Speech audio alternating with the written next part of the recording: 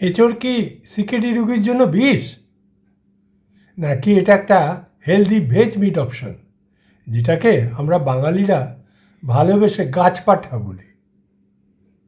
আজকে scientific proof সহ সব পরিষ্কার করে বলবো। নমস্কার, আমার ইউটিউব চ্যানেলে আপনাদের সবাইকে স্বাগত জানাচ্ছি।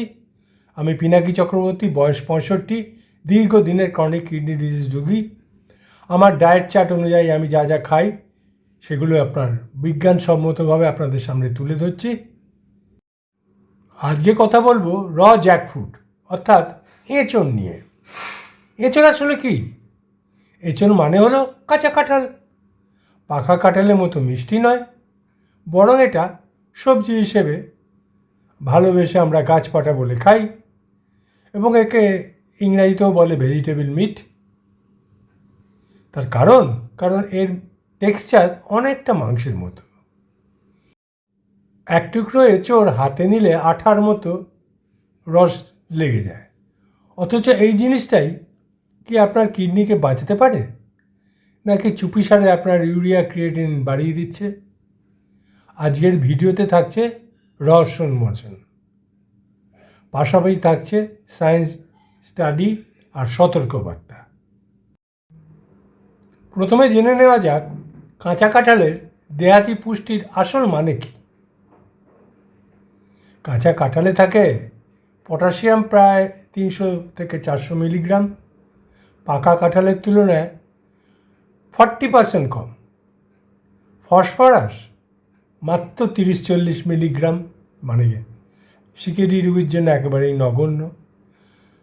ফাইবার ভালোই আছে, প্রোটিন খুবই কম, যেটা কিডনি রোগীদের জন্য একটা বিশেষ সুবিধা।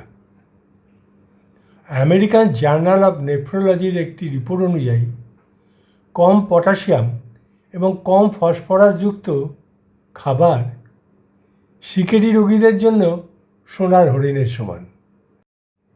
আর এই কারণেই পাকা কাঁঠালের চেয়ে কাঁচা কাঁঠাল নিরাপদ।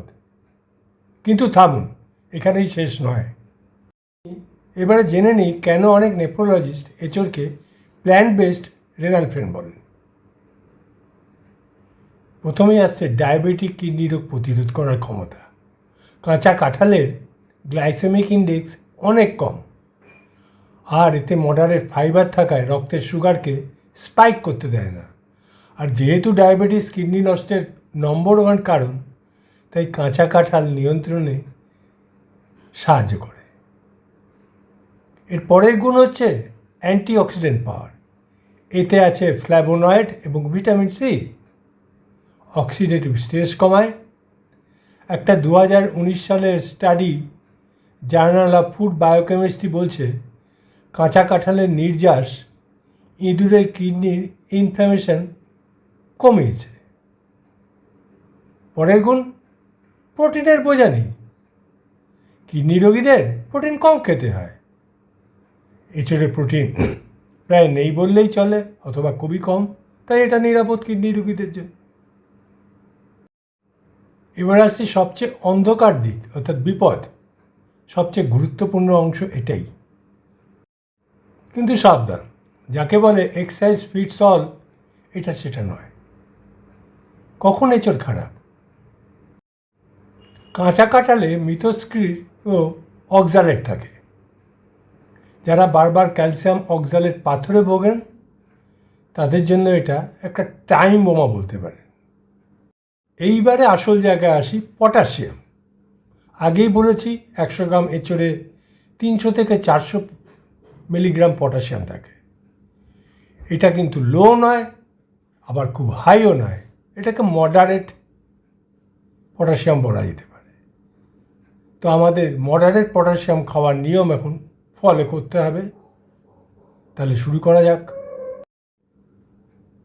আমরা জানি যে সিকেডি রোগীর কিডনি ঠিকমতো পটাশিয়াম বের করতে পারে না, অর্থাৎ হায়ার স্টেজে।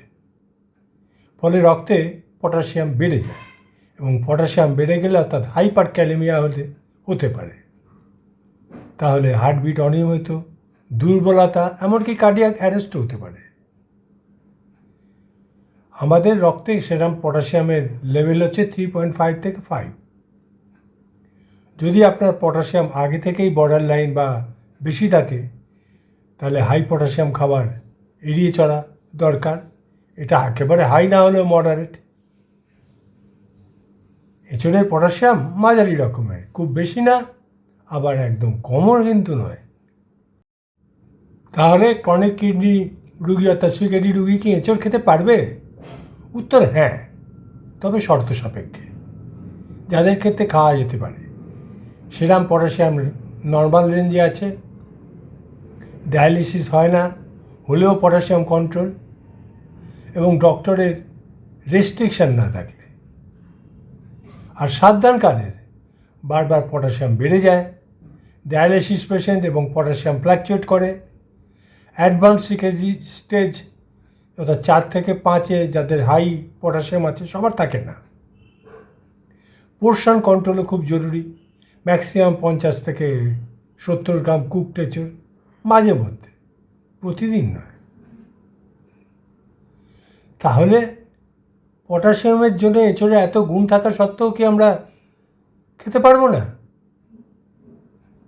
না, এখানেই আসছে সেই পুরো চিরপদ্ধতিতে পুরনো পদ্ধতি লিচিং।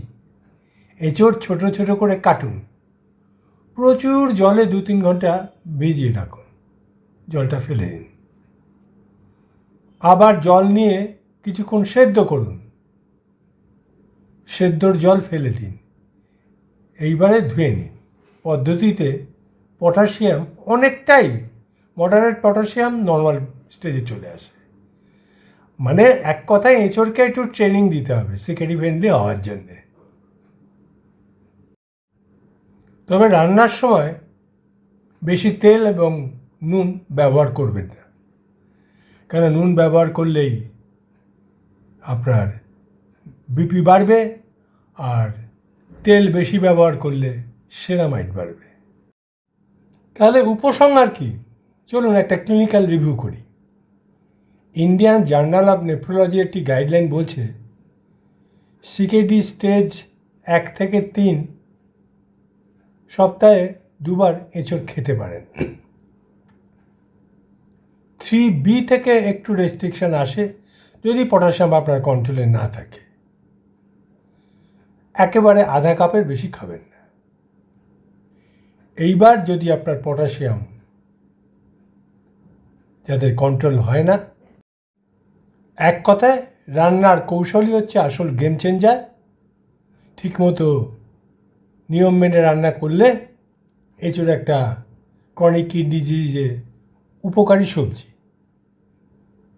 ভিডিওটি ভালো লেগে থাকলে শেয়ার করুন আপনার সেই রেনাল পেশেন্টদের, বন্ধুদের যে এঁচড় খেতে ভালোবাসে। আমি ডায়েটিশিয়ান নই, তাই ব্যক্তিগত কেসের জন্যে ডাক্তারের পরামর্শ নিন। কিডনি গল্প আরও জানতে চ্যানেলটা সাবস্ক্রাইব করুন। নমস্কার, ধন্যবাদ।